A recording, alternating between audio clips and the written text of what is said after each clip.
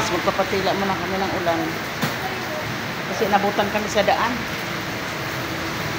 Tapos naghahanap muna kami ng magkakainan.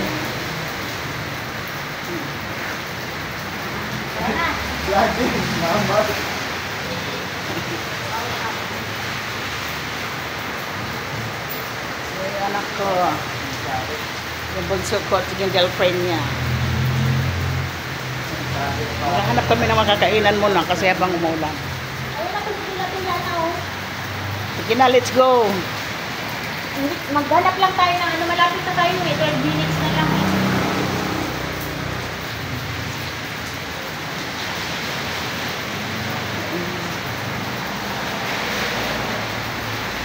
Tara. Ana. Ito.